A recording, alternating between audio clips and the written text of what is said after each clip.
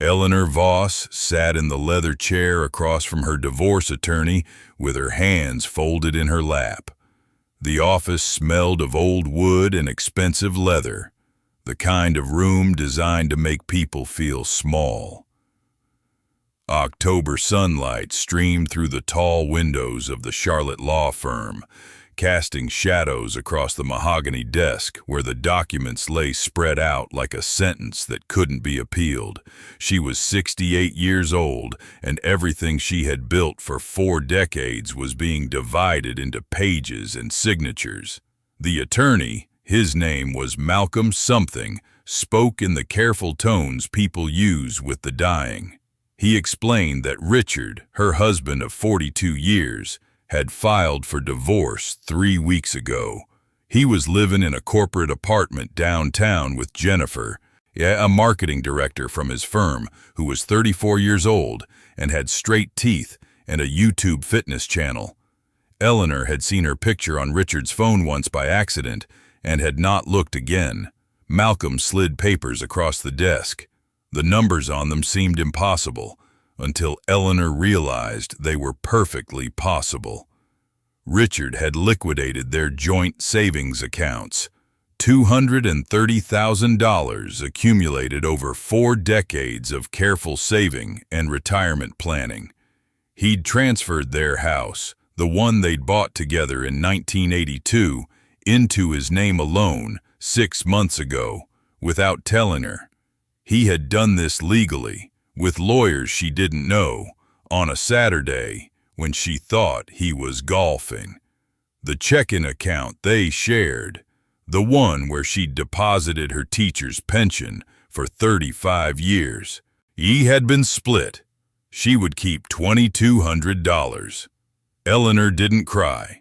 Instead, she looked down at her wedding ring, a simple gold band that had been on her finger since June 1982. She twisted it slowly, watching how the afternoon light caught on it. She had a single question, and she asked it quietly. "The house on Briarwood Lane, that's not mine anymore." Malcolm shook his head. "The deed is in his name as of April. You're not listed. I'm sorry, Mrs. Voss." He moved quickly. She stood without another word. She buttoned her cardigan, which was navy blue wool, and had a small coffee stain on the cuff that she'd never been able to get out. She picked up her purse, a brown leather bag that had been her mother's, and she walked out of the law office and into the elevator and down to the street where the autumn sun was sharp and gold and indifferent. The house on Briarwood Lane was where Eleanor had lived for 40 years. She had planted the garden there in 1983, just after they moved in, when she was 28, and believed that if you put in enough work and care, everything would grow according to your plans. For 35 years, she had taught high school English. She taught Jane Eyre, and Their Eyes Were Watching God, and she taught her students that stories had meaning, that the words we chose mattered, that how we treated people would come back to us. She had done all of this while maintaining the garden. In 1998, she had won an award from the Charlotte Gardening Society for her roses. The certificate was framed in his living room. She remembered the kitchen at Briarwood Lane. She had spent nearly 2 decades in that kitchen. She had hosted Thanksgiving there every year since 1985. She had made 53 Thanksgivings in that house, turkeys and stuffing and pies that took 2 days of work. Richard's family came, her family came, her colleagues came. She had made those meals, and she had set those tables, and she had stood in that kitchen until her feet hurt and her hands were stained with cranberry juice. And this had seemed to her like what marriage was. This was what building a life meant. There was a reading nook in the bay window of the living room. That was Eleanor's space. She had created it in 1988, and after her sister gave her a gift card to a furniture store. She had bought a wingback chair, deep green velvet, and a small side table. and a lamp with a warm cream shade. For 34 years, that had been where she read. She had read every book published by the authors she loved. She had underlined passages, and written in margins, and dog-eared pages. She had made marks in those books that showed what had mattered to her. That chair was visible from the street. She had seen it in photographs Richard had posted on Facebook, photos of their Christmas tree framed by that window, the chair barely visible in the background, not understood as her. When Richard had his back surgery in 2005, Eleanor had stopped taking additional teaching assignments. She had left on the pension adjustment, a choice that meant less money in retirement, but it meant she could be home with him during his recovery. The surgery had taken longer to heal from than expected. She had driven him to physical therapy 3 times a week for 8 months. She had helped him in and out of the shower. She had kept their life steady during that time because someone had to. And then, when he was healed, she had continued. She had retired fully in 2012, thinking that this was the natural arc of a long partnership. One person stops working to care for the other. Then you both slow down together. Then you age together. Then, presumably, you die within a few years of each other because you cannot imagine existing without that person. This was not happening. Eleanor moved into her sister's spare bedroom in Raleigh.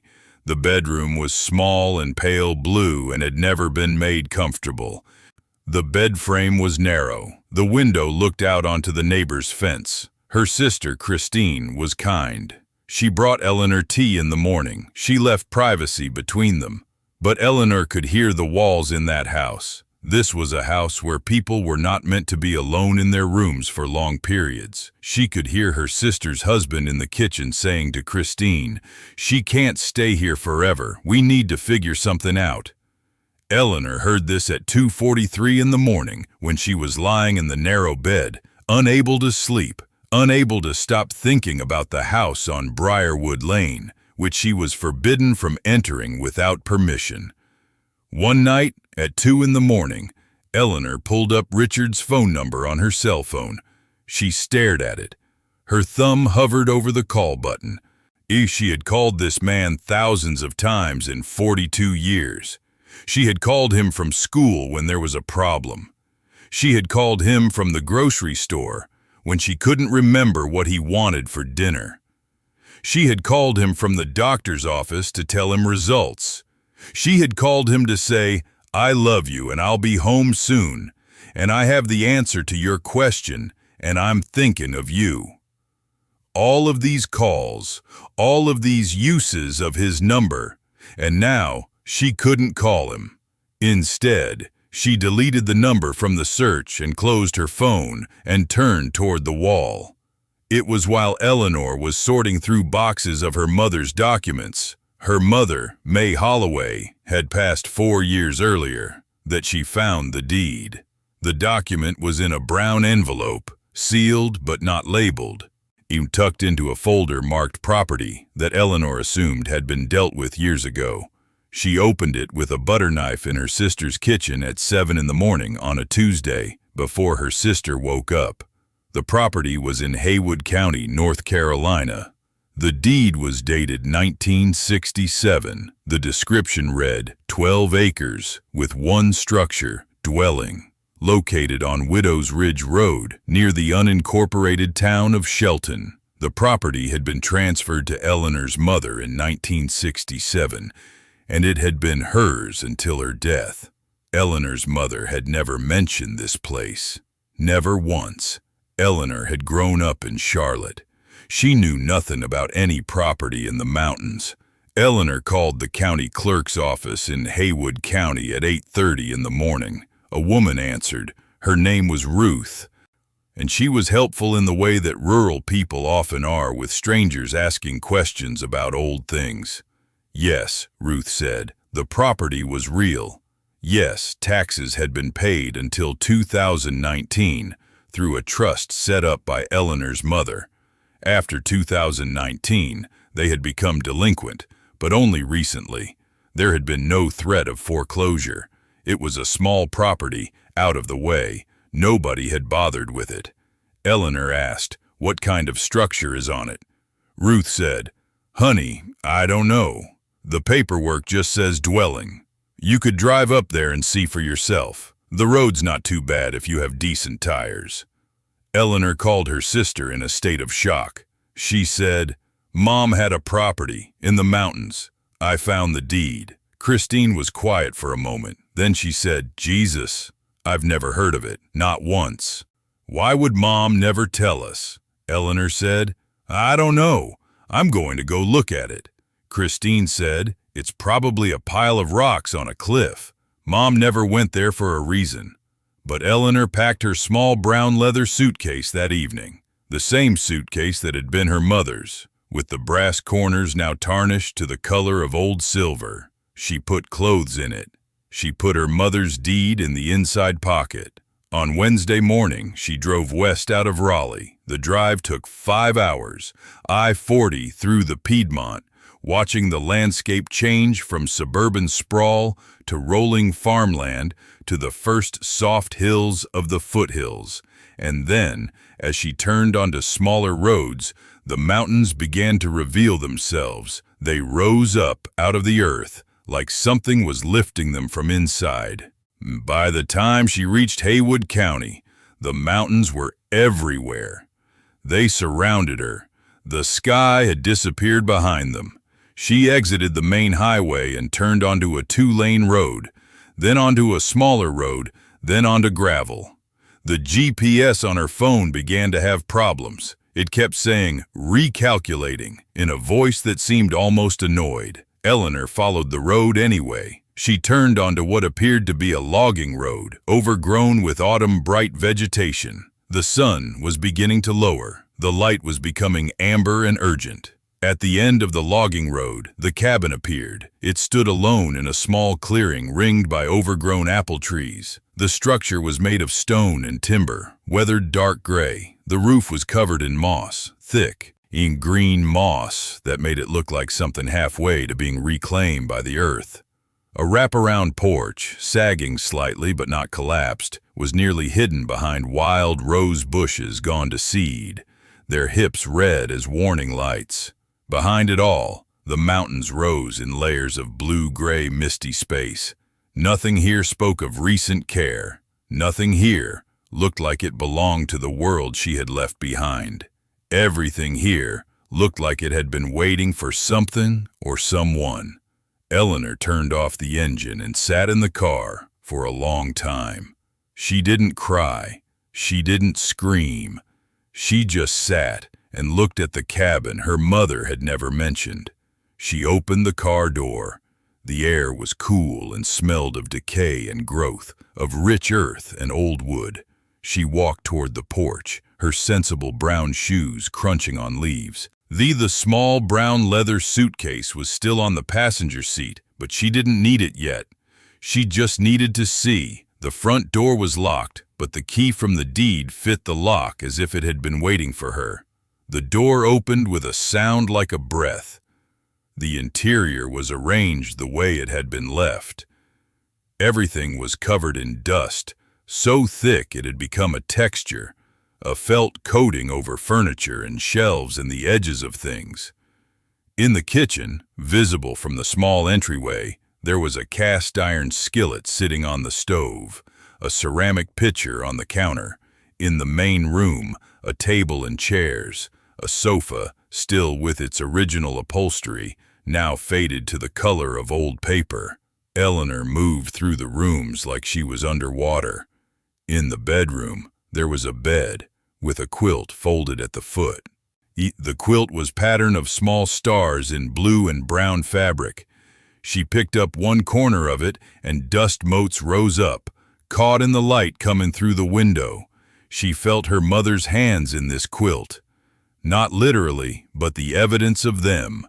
The evidence of her mother as a person with tastes and time, and the ability to choose something and have it. On a shelf in the main room, there were books. She recognized the handwriting in the margins as her mother's. She pulled one out, a field guide to wildflowers.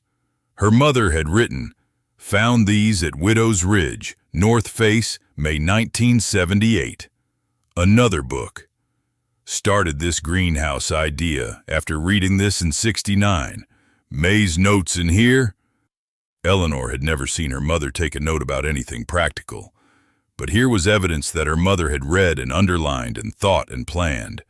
In a small desk against one wall, Eleanor found drawers full of letters. She didn't read them, not immediately, but she understood what they were. She found sketches, careful drawings of garden layouts and planting schemes. She found seed catalogs dating back to 1970, marked up with handwritten annotations. All of this had been hidden. All of this had been her mother's private life, and Eleanor had known nothing about it. In the kitchen, she found jars, hundreds of them, some empty, some still sealed with food her mother had preserved. Tomatoes, beans, blackberries. On the shelf in handwriting that was definitely her mother's, 1989, blackberry preserves, picked off the ridge. Good year. Eleanor opened one of the sealed jars, breaking the seal that had held for 34 years. The smell that came out was sweet and alive. She tasted it. It was still good. Her mother had made this. Her mother had stood in this kitchen and processed these berries and sealed them for storage, and she had never told Eleanor she knew how to do this. There had been no sign of it, no hint. Eleanor's mother in Charlotte had never gardened beyond a few houseplants. Eleanor's mother had claimed to prefer buying vegetables from the grocery store. All of this had been a lie, or something more complicated than a lie. A life that had been kept separate. Eleanor found a photograph on the mantel. It was her mother, young, maybe 25, standing on the porch of this cabin, laughing. Her mother's hair was dark and long and wild. She was wearing overalls and she was holding a bunch of flowers, and she was laughing like she understood a joke that included the entire world. Eleanor had never seen her mother laugh like that. In Eleanor's memory, her mother in Charlotte was careful, quiet, managed. She smiled, but she didn't laugh. And here was evidence that that person was not the whole truth, that somewhere in her mother's life there had been wild laughter. There had been this place. There had been freedom. Eleanor sat down in a chair by the fireplace. It was a simple wooden chair with a woven rush seat that had held for decades, and she wept. Not the small, contained crying she had done in the lawyer's office, but deep, shaking crying that seemed to come from a place deeper than her own body. She cried for her mother. She cried for herself. She cried for all the ways that women become small in their lives, pressing themselves into shapes to fit what's expected. And she cried because something in her had just shifted, like a door opening onto a room she didn't know existed. When the sun set, Eleanor drove back down the mountain to the nearest town, where she rented a room in a small inn. She ate dinner alone and took a bath and went to bed in a room that smelled like someone else's soap. In the morning, she drove back to the cabin. She spent that day exploring in daylight. Behind the kitchen, there was a door she had initially assumed was a closet or pantry. When she opened it, she found stairs, stone stairs, rough and careful, leading down. She went down. What she found beneath the cabin was the work of decades. Her mother had built an underground greenhouse extending into the hillside. These glass panels set into the stone roof let in natural light from above. Her mother had positioned it precisely, Eleanor understood, to catch southern exposure. There was a system of stone channels that carried water from the spring that ran uphill, keeping the underground space cool and hydrated. There were raised beds, still rich with soil. There were wooden shelving units, clearly handmade, holding jars and containers and things covered in cloth. On the shelves, There were hundreds of seed packets. Each one was labeled in her mother's careful handwriting with the plant name, the date saved, and sometimes brief notes. Heirloom tomato, 1985. Good producer, May. Barrage seeds, medicinal, collected 1978. Cherokee purple heirloom, collected from May's mother's garden, 1970. These seeds connected Eleanor to her mother. These seeds connected her mother to her mother before her. These seeds were a language her family had spoken and forgotten. There was a journal on a shelf, leather-bound, the pages filled with her mother's handwriting. Eleanor read, "The greenhouse is taking shape. Realize that if we can control the temperature with water from the spring, we can extend the season indefinitely. Started experiments with the glass panels. Very pleased. This is where I'm alive. This is where nothing is expected of me, except that I grow things well." And later, Richard is controlling in ways that grow smaller year by year. I've stopped telling him about this place. I told him I visit my sister in Asheville, but I come here instead. May's life has become this. What grows and what I learn. This is enough. This is more than I ever thought I'd have. Eleanor realized her mother was talking about Eleanor's father, who had passed in 1998. She realized that her mother had endured something, and that this place had been her survival. Eleanor drove back to Raleigh that evening and made a decision. She called the school where she had taught and asked for the paperwork to officially retire. She went to her sister's house and packed the small brown leather suitcase. She took her mother's journals with her. She drove back to the mountains with no plan except that she was going to fix this cabin, and she was going to understand what her mother had known. It was Walter Briggs who appeared on her second morning, walking up from the direction of the lower road. Walter was 74 years old and had lived in that part of the mountains his entire life. He had thick white hair and a weathered tan face. He wore a green plaid flannel shirt and brown suspenders, and he walked with a noticeable limp, the result of a logging accident 40 years ago that had left him with a knee that worked well enough to walk, but never quite well enough to forget. "I heard someone bought the old May place," Walter said. "Figured I'd better come up and see who. I knew your mother. She used to bring me tomatoes the size of my fist and wouldn't tell me where she grew them. Drove me crazy. Are you hers?" "Her daughter," Eleanor said. "Eleanor. She talks about you sometimes," Walter said. "May. Says you're a teacher. Says you're the practical one." I said, "May, you're practical as hell. Where do you think Eleanor gets it?" Eleanor had not cried in front of anyone in 30 years. She began to cry in front of Walter Briggs, a stranger. Walter simply waited, the way some men do. When she could speak, she said, "Do you know what's underneath the cabin?" "I do," Walter said. "Not the details, but May mentioned a greenhouse once, said it was her life's work. I assumed she meant something small, but I never saw it." "It's not small," Eleanor said. "It's incredible, and the roof of the cabin is going to cave in if we don't fix it." "Then we'll fix it," Walter said. "I was a carpenter before the knee went. I can still work, though I go slower now. Do you want help?" Eleanor said yes, and that is how it began. For the next 3 months, Eleanor and Walter worked on the cabin.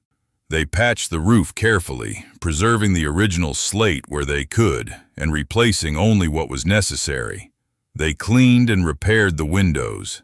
They fixed the plumbing, a gravity-fed system that still worked, that Eleanor learned to maintain from YouTube videos and Walter's quiet knowledge. They cleared the overgrown apple orchard, cutting back the wild growth and discovering that the trees were healthy underneath, just neglected. They stabilized the porch. They began to make the place livable again. And Eleanor began to revive the underground greenhouse. She cleaned out the old shelves. She refreshed the soil in the raised beds with material from the forest floor, rich with decades of decay and growth. She planted the seeds from her mother's collection. She watched them sprout. By late spring, the greenhouse was producing tomatoes, beans, squash, fragrant herbs. She harvested them at dawn, when the air was cool and everything was damp with dew. She prepared the first meal entirely from food she had grown: tomato, basil, zucchini. She ate it alone on the porch of the cabin, and it tasted like vindication. It tasted like her mother. It tasted like herself. By July, Eleanor had set up a small roadside stand at the end of the logging road, just where it met the main road. May's Garden, Heirloom Seeds and Produce. She built it with Walter's help, or rather Walter built it, and Eleanor held the boards. The sign was hand-painted. She filled it with vegetables and jars of seeds, labeled with the plant name and the year, in her mother's tradition, extended into Eleanor's hands. People came. His word spread through the mountains the way word does in places where there are not many novelties. Young couples trying to farm bought seeds and advice. A woman running a small restaurant in the nearest town came and asked for regular deliveries. A widower brought his grandchildren on Saturday mornings to pick apples and learn about the trees. A woman named Carol, who was escaping something, though she never said what, and Eleanor never asked, arrived one afternoon and asked for a room and stayed for a month, and in that month learned how to save seeds and left with packets of Cherokee purple tomatoes and instructions on how to start them. More women came, women who were lost or wounded or looking for something. Eleanor fed them from the garden. She gave them beds. She listened. The cabin became a kind of refuge. And Eleanor became the kind of woman who knew how to tend to growing things and growing people. She found herself doing what her mother had done, living a life separate from what the world expected, building something quiet and true. She read her mother's journals every evening, learning about the woman her mother had been, understanding finally that this woman and the woman Eleanor had known in Charlotte were the same person, just expressed differently depending on where she stood and who was watching. And then, 2 years into her new life, in the autumn when the apples were at their fullest, Richard called her. His business had failed.